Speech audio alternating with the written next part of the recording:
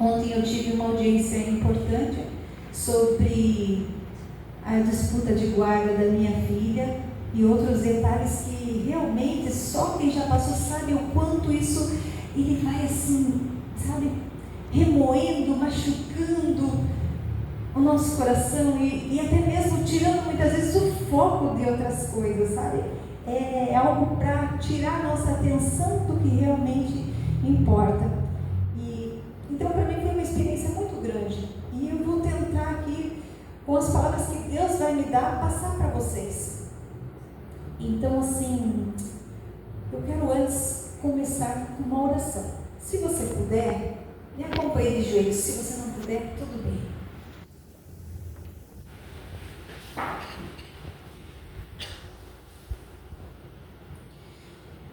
Quero pedir que você também, que tem um pedido no seu coração, algo muito importante que você precisa da atuação forte, firme e poderosa do nosso Deus, que você fale com Ele. Vou te dar alguns segundos e você peça, porque Deus vai te ouvir e vai te responder. E Ele vai fazer isso não para a minha honra, mas para a honra e glória de Jesus Cristo, o nosso Senhor e Salvador.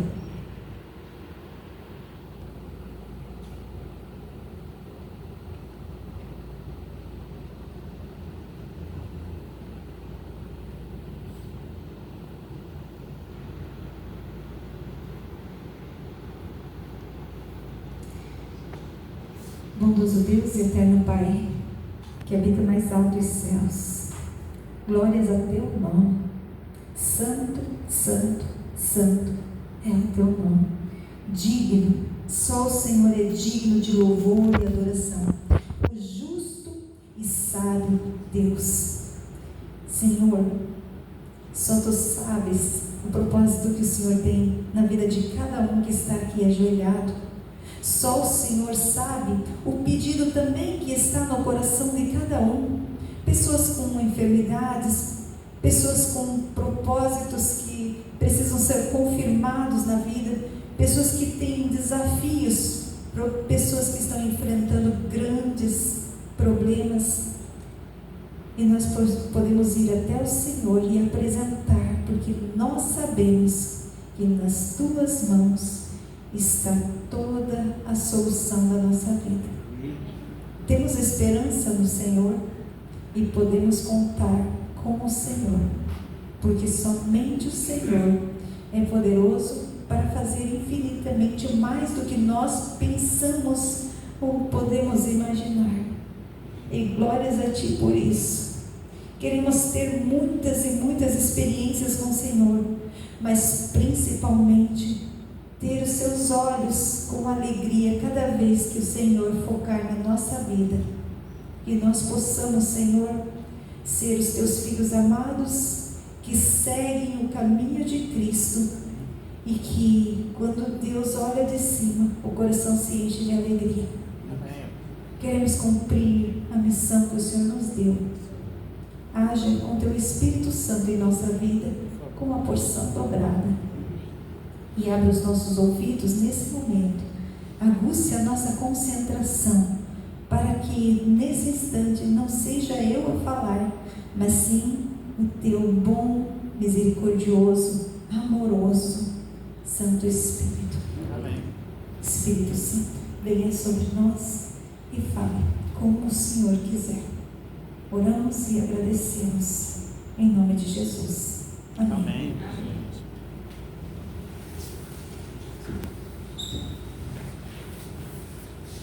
Aproximadamente em 2012, eu fiz um pedido para Deus.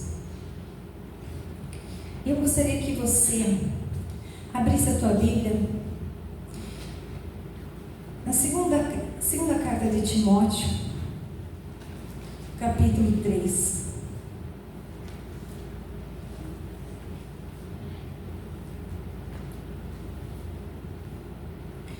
Segunda Timóteo, capítulo 3, diz assim, sobre os últimos dias, sobre o que nós enfrentaremos, sobre o que os filhos que buscam ser fiel a Deus o que eles passariam nesse momento.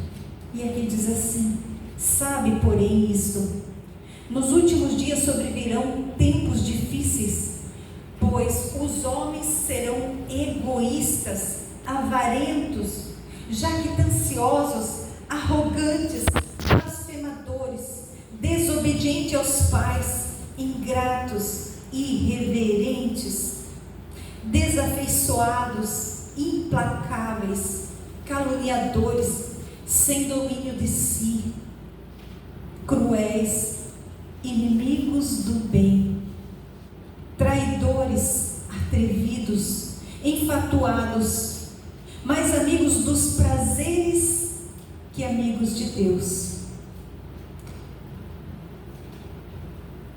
Isso para você faz sentido? Jesus Cristo também disse em Mateus 24, acho que o verso 12, ele diz assim: que por se multiplicar a iniquidade, o amor de quase todos esfriará. Por se multiplicar a iniquidade, o amor de quase todos esfriará. De quem será que Jesus Cristo estava falando quando ele estava falando sobre os sinais dos últimos tempos? Nós pensamos, confirmando aqui Mateus 24, 12: por se multiplicar a iniquidade, o amor se esfriará de quase todos. Quando Cristo estava falando, ele não estava se referindo exatamente às pessoas que não conheciam a palavra. Ele estava se referindo àquelas que já conheciam o Evangelho. E isso é muito triste, porque em função de muitas pessoas que tomam a denominação de cristão, mas infelizmente não agem como cristão, muitas pessoas acabam saindo das igrejas. Muitas pessoas que nem entraram na igreja, ou que entraram e saíram e convivem com esses mesmos codinomes cristãos, também sofrem no seu trabalho, no seu vínculo social, e começam a olhar e falar assim: se ele é cristão e me trata desse jeito, eu não quero ser cristão. Se tal fulano diz que é religioso, mas age assim com seu pai, com a sua mãe, com seu filho, com a sua filha, esse cristianismo eu não quero. Ainda hoje eu escutei uma pessoa me dizer assim: a minha neta, ela era adventista do sétimo dia, mas ela está afastada. E por que ela está afastada? Porque ela olhou para as pessoas. E é momento da gente não olhar para pessoas, é momento de olhar para Deus. Mas nós devemos tomar cuidado, porque estamos sendo muito bem observados pelas pessoas. Eu passei por um momento muito difícil dentro do mercado de trabalho, quando eu não estava na igreja, e eu observava as pessoas que se diziam religiosas e principalmente como elas me tratavam. O fato é que o fardo foi se tornando tão pesado por eu ter me afastado da igreja, mas principalmente me afastado dos princípios de Deus. Muitas pessoas dizem assim: olha, eu não estou na igreja, mas eu estou com Deus. Mentira. Mentira. Isso já é um sinal de que esta pessoa ainda não está convertida. Porque Jesus Cristo disse que é necessário que nós estejamos congregando. É necessário estar na igreja. Aqui nós vamos exercitar o amor, o perdão. Nós vamos nos desenvolver na missão. Aqui na igreja nós vamos aprender a ser humilde. Muitas vezes Deus vai nos honrar, e muitas vezes o próprio Deus vai fazer com que a gente faça o quê? Seja diminuído. Quer a prova? Abre João 15, onde Jesus diz assim: eu sou a videira e meu pai é o agricultor. Todo ramo que estando em mim não der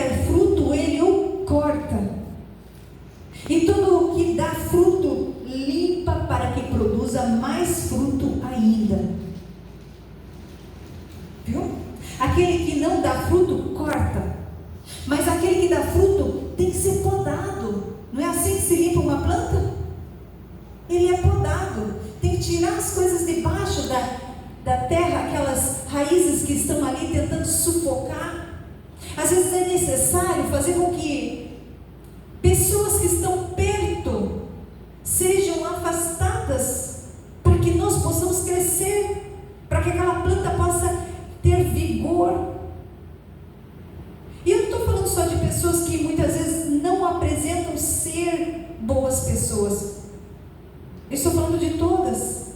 Aquela que é boa precisa deixar você andar com as próprias pernas, e aquela que não é, precisa parar de sugar o teu ramo. Mas o fato é que, observando todas essas coisas, eu saí da igreja, quando eu ainda era menina, e eu voltei muito tempo depois. Mas antes de concluir a minha caminhada em busca da verdade, eu fiz um pedido para Deus, e esse pedido aconteceu em 2012, e eu me lembro, quando eu falei para Deus que eu queria sorrir mais, que eu queria ter mais tempo para minha família, e que eu queria finalmente conhecer a face de Deus, porque eu sabia que Deus estava comigo, mas eu não estava com Deus, certo? É muito diferente você estar com alguém, mas aquela pessoa não estar com você. É como se alguém estivesse sentado no banco da igreja, mas com o pensamento lá fora, na preocupação, no problema, no que vai acontecer. E aí nessa hora a gente acaba desagradando a Deus. Nós tivemos esses dias aí na lição da escola sabatina, como nós poderíamos agradar a Deus. E é o que a gente mais quer. E a gente procura fazer o quê? Trabalhar na obra. Eu quero agradar a Deus? Eu vou me atolar na obra. Mas são várias formas que nós temos de agradar a Deus, e essa é uma delas. Mas existe a principal, e a principal chama-se relacionamento com Deus. E como a gente faz isso? Imagina você que é casado ou é casada. É possível continuar um relacionamento no seu casamento sem relacionamento? Ou melhor, sem conversa, sem comunicação? Dali a pouco se afastam, porque já não tem mais nada em comum, porque já não se entendem, porque já existe briga, discórdia, desamor, falta de perdão, mágoa. E com Deus acontece isso, mas não da parte de Deus para conosco, e sim da nossa parte para com Ele. Então, como nós podemos agradar a Deus? Conversando. E como deve ser a nossa conversa? Através da oração. Uma segunda forma de agradar a Deus: eu falo tudo o que eu preciso falar de coração aberto. Então a segunda forma, agora é minha vez de ouvir. E como é que eu ouço Deus? Através da Bíblia. E é maravilhoso a gente ouvir Deus. Você está ali folheando, não precisa ter quantidade de capítulos, de livros, de versículos. Precisa ter qualidade. Precisa sentar e refletir o que Deus realmente quer falar com você sobre isso. Leia 1, 2, 3 vezes. Chega uma hora que você escuta o sussurrar de Deus no seu ouvido. A terceira forma de agradarmos a Deus, veja, eu falo com Deus, agora Deus fala comigo. E agora, a terceira forma, qual é? Amor. Amar a Deus sobre todas as coisas, amar o próximo como a nós mesmos, é amor. Ora, estuda a Bíblia e ama. Ora, Senhor, eu te amo. Estuda a Bíblia, filho, eu te amo. E agora esse amor passa do céu para o meu coração e ele transborda para que todas aquelas pessoas que estão convivendo comigo percebam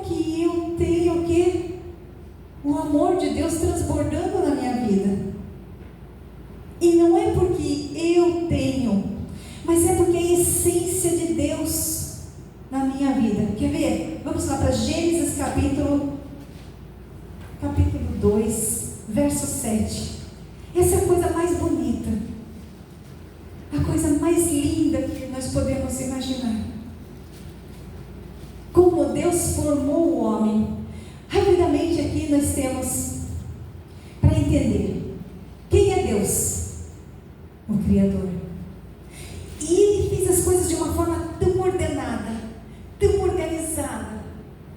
E no final Ele estava pensando em mim e pensando em você. Como? O que Deus criou no primeiro dia? A luz. Quando nós andamos em trevas, nós não enxergamos o que estamos fazendo e nem como estamos fazendo. Então Deus vem e dá a luz.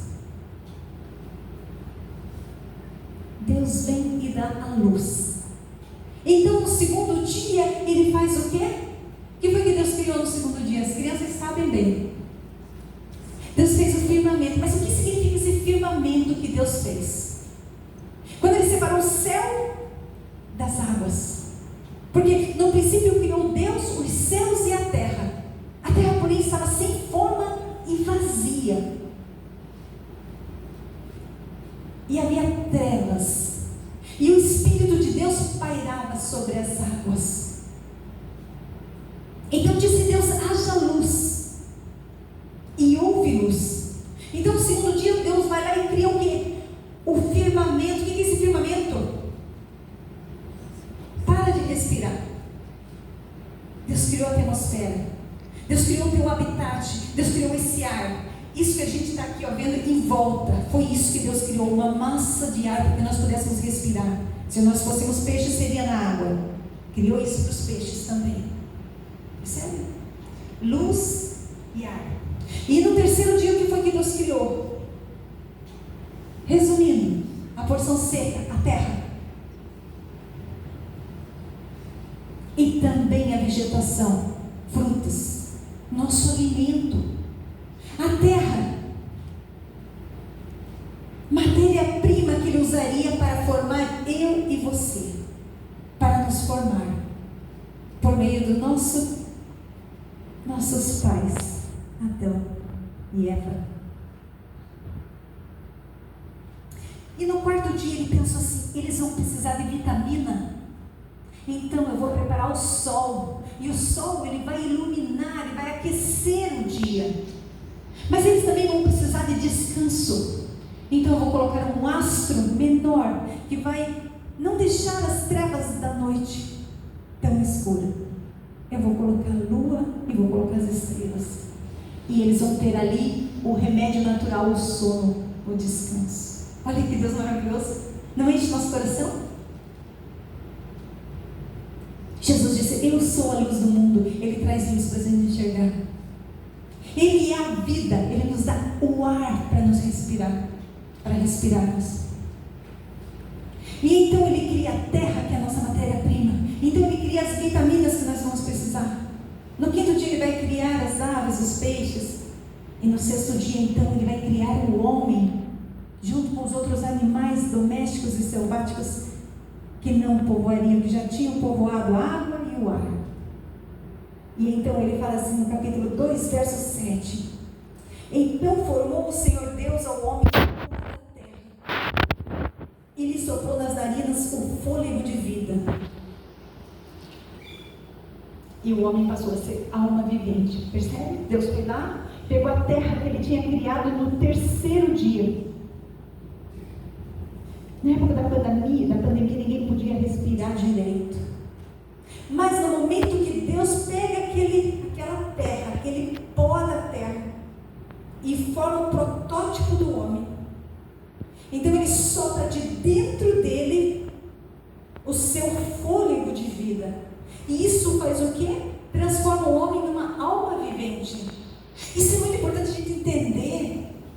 Porque nós não podemos viver longe de Deus, porque a vida dele, através do ar, está aqui dentro. E quando uma pessoa morre, o corpo se transforma em pó e volta para a terra. Não é assim? E o fôlego de vida volta para Deus. Então, como alguém pode dizer que quer passar a eternidade com Deus se não pode ter relacionamento com Ele? Através da conversa, através do estudo da Bíblia. E olha que interessante, no terceiro dia Deus criou também os alimentos que nós deveríamos comer. Que sabedoria! Só que esse ar, esse fôlego de vida que está em nós, para que ele seja completo, precisa da essência principal que nós encontramos lá na carta de João, 1 João.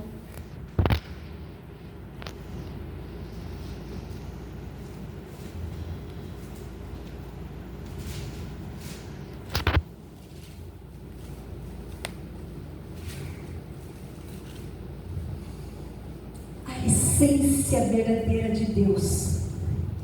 Todos temos o fôlego de vida. Filhos de Deus ou criaturas de Deus, temos o fôlego de vida dele. Mas para termos a essência dele, que diz aqui: amados, amemo-nos uns aos outros, porque o amor procede de Deus. Veja, a vida procede de Deus. Para ser completa tem que ter o amor. E todo aquele que ama é nascido de Deus e conhece a Deus. E aquele que não ama não conhece a Deus, pois Deus é amor. Deus é amor. Percebe? Então qual é a essência de Deus? Deus não tem amor. Porque quando se tem, é finito. Uma hora acaba, tem limite. Mas Deus, Ele é amor. Assim como Deus não existe, Deus é.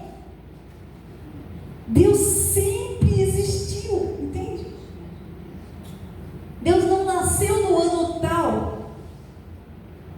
Ele é o alfa e o ômega, o princípio e o fim. Ele é o amém. O que eu quero dizer com isso aqui é que o amor de Deus transborda. Então, quando eu faço um pedido para Ele que eu quero conhecer a face de Deus, eu preciso aprender a amar. E para aprender a amar, eu preciso ter relacionamento com Deus. Mas para ter um relacionamento com Deus, eu preciso ter o quê? Disposição e entrega. Por que disposição, Regina? Porque os compromissos, os problemas, o sono, o cansaço vai tentar me impedir de ter esse relacionamento com Deus. E então parece que surgem provas na nossa vida. Provas para mostrar. Eu achava que as provas eram para provar para Deus que eu posso. Não é isso que a gente pensa? Para que servem as provas? Mas não. As provas servem para mostrar para nós mesmos o quanto nós precisamos mais estar ligados a Deus. O fato é que depois que eu fiz esse pedido para Deus, um mês depois eu descobri que eu estava grávida. E eu não tinha planejado isso. Eu nem imaginava como seria. Eu trabalhava muito, me estressava muito. E por isso alguém passou e tirou uma foto minha. E ela falou assim, essa pessoa falou assim: nossa, olha aqui, chefe, como você está bonita nessa foto. Mas naquele momento Deus abriu os meus olhos com a luz que Ele fez, iluminou, e eu não vi beleza. Eu vi uma mulher vazia, fria, seca, dura. Ele me possibilitou ver minha alma. E eu pensei, puxa, eu pensei que eu era uma mulher que tinha Deus. Mas eu não tenho. Aliás, Ele está sempre comigo. Mas como pode ser um relacionamento que Deus não me tem? Algum casamento dá certo quando só um faz a parte? Relacionamentos de amizade, quando só um é amigo e outro não é?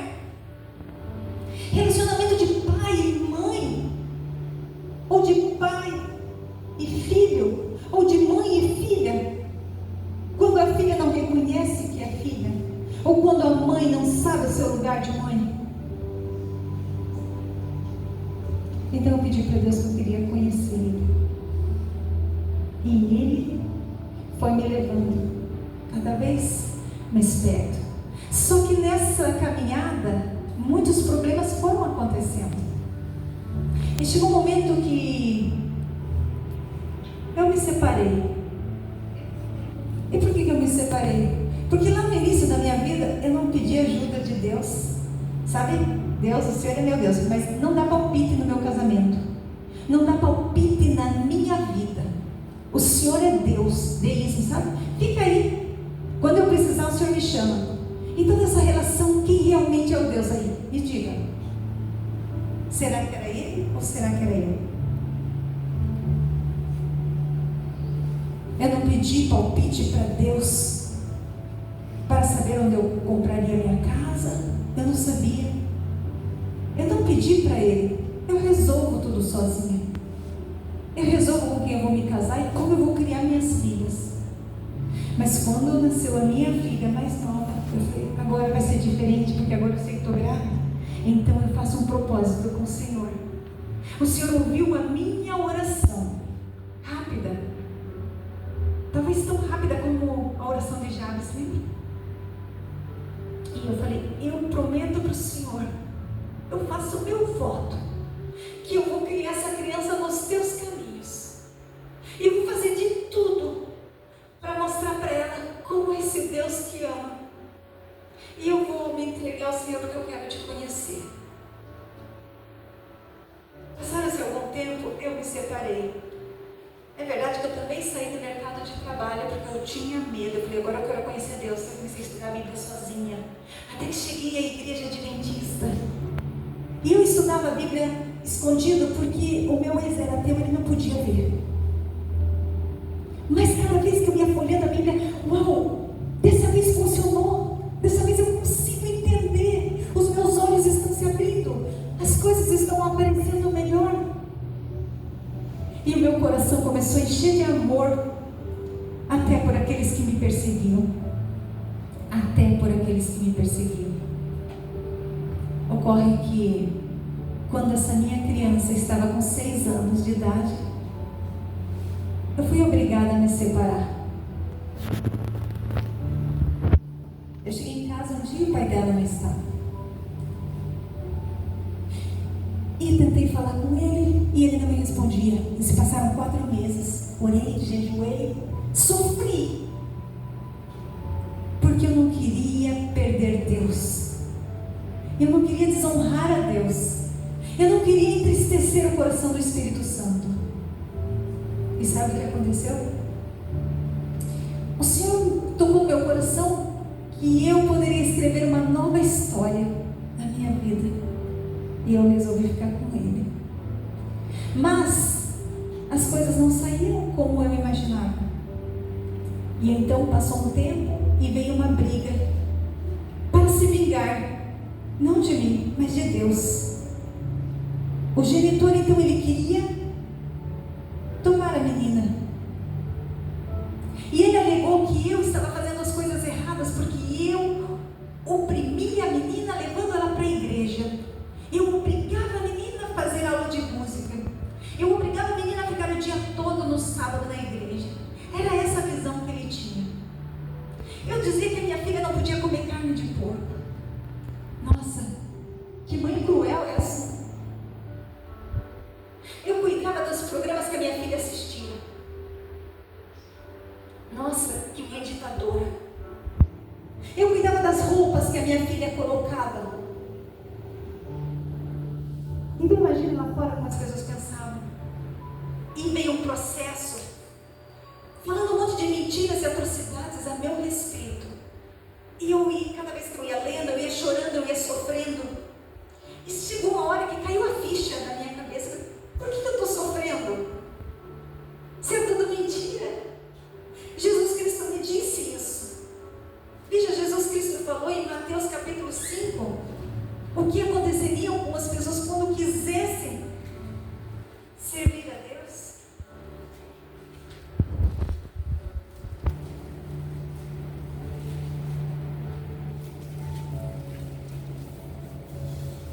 Mateus 5:11 Ele diz: bem-aventurados sois quando por minha causa vos injuriarem e vos perseguirem, e mentindo disserem todo mal contra vós.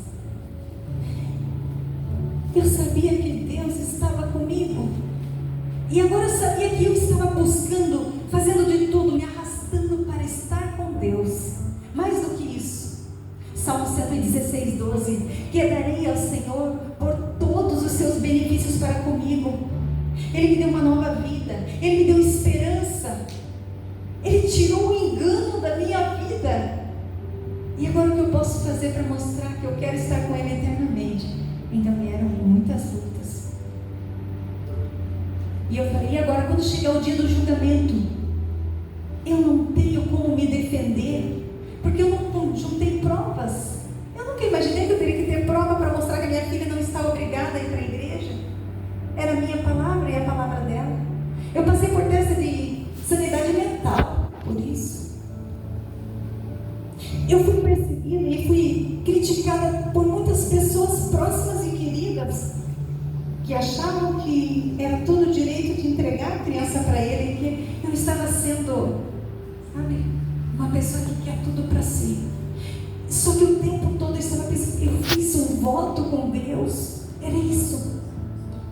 E o que eu vou falar então no tribunal? Quando eles me perguntarem: você trabalha? Eu disse: não trabalho porque eu sou evangelista. Do que você vive? Eu vivo para pregar o evangelho. Eu vivo para servir a Jesus. Deus em primeiro lugar, e depois eu tenho a minha filha, e depois o ministério. Mas eu não tenho salário. Eu não tinha como me defender e falar isso para o juiz. Ele ia falar: você é fanática. Mas era verdade. E para piorar, eles viraram a minha vida de ponta cabeça. Quando eles souberam que, além de não ter um trabalho, cada vez que entrava o dinheiro da pensão na minha conta, a primeira coisa saía 10% para a igreja. Então eles calcularam todos esses anos. Eles tinham pedido para abrir o sigilo bancário. E eu fiquei: mas como, Deus, como? Mas eu confio em Deus, eu vou segurar na mão de Deus.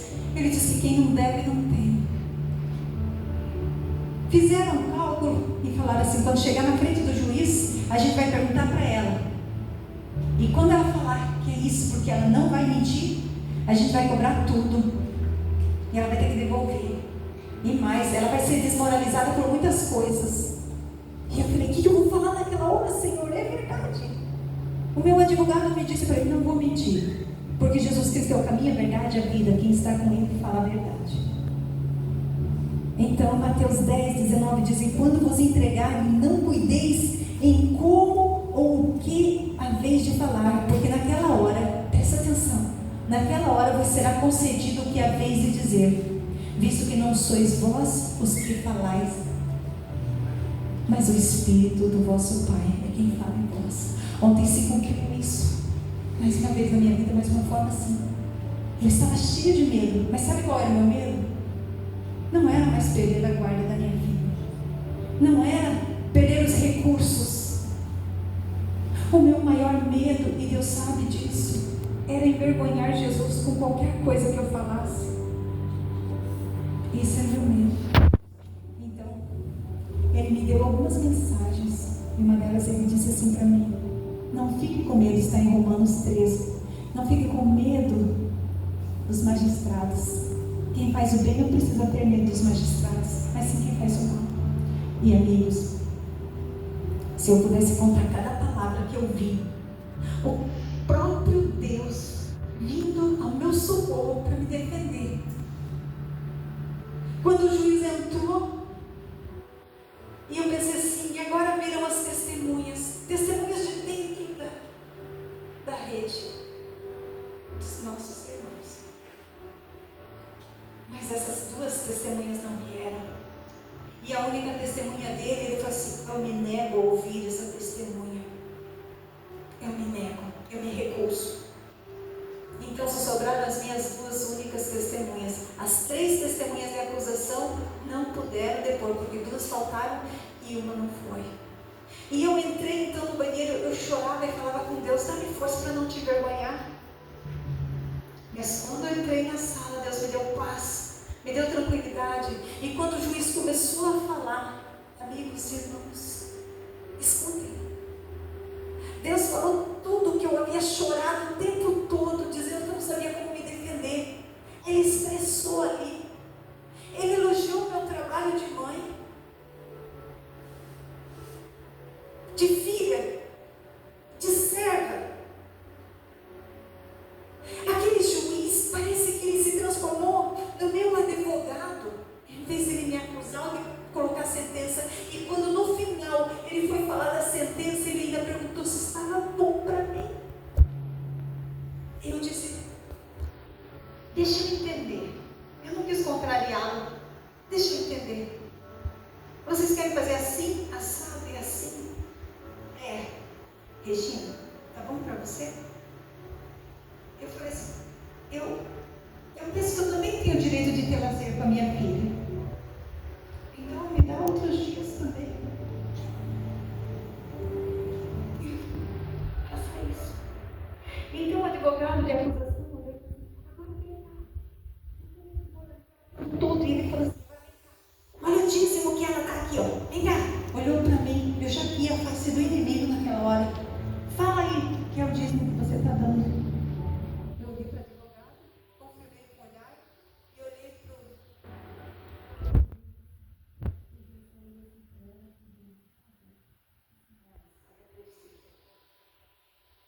Tudo que eu olhei está tudo certinho nas contas, nos gastos. Tudo está certo. Eu me senti justificada com cada palavra que aquele juiz disse. E sabe, Jesus Cristo, hoje Ele está fazendo o quê? No santuário celestial? Está julgando e também está defendendo.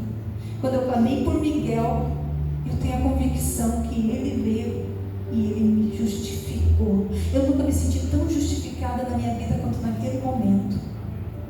E ele ainda, cada vez que os advogados, eu não precisei basicamente abrir a minha boca, senão para confirmar essas vezes. E eu com medo do que eu deveria dizer, para não envergonhar Deus.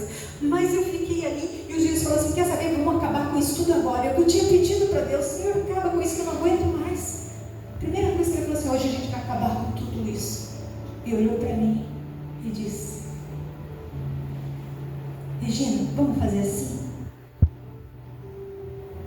E chamou muito a atenção do meu acusador. Mas a coisa mais bonita é que cada vez que ele chamava a atenção dele, ele não chamava a atenção de forma pejorativa.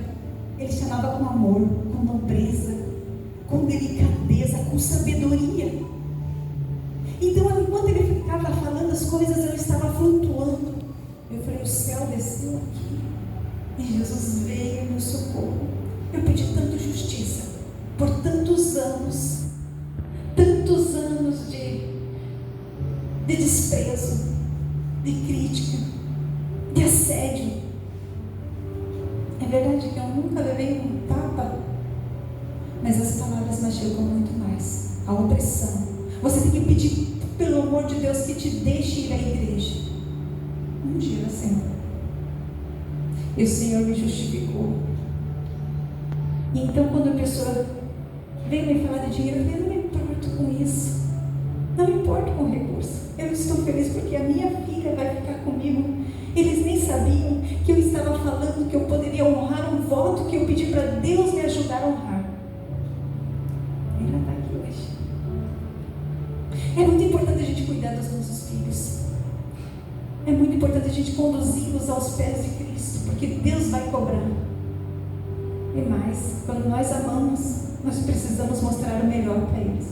E o melhor é mostrar Jesus e conduzi-los.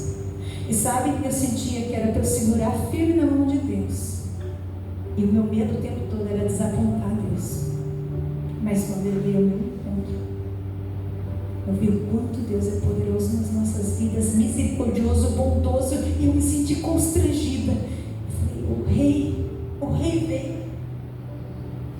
E eu não precisei dar uma palavra para me defender.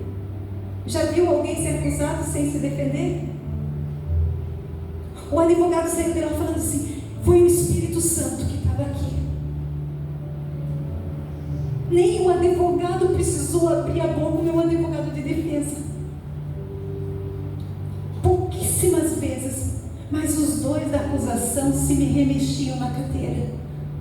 E o juiz, cada vez que eles apontavam, o juiz mesmo fazia assim com a mão para que eles ficassem quietos.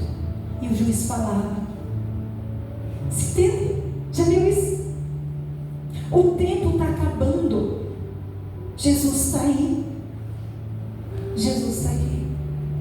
E se Ele não agiu na causa que você pediu ainda, Ele vai agir.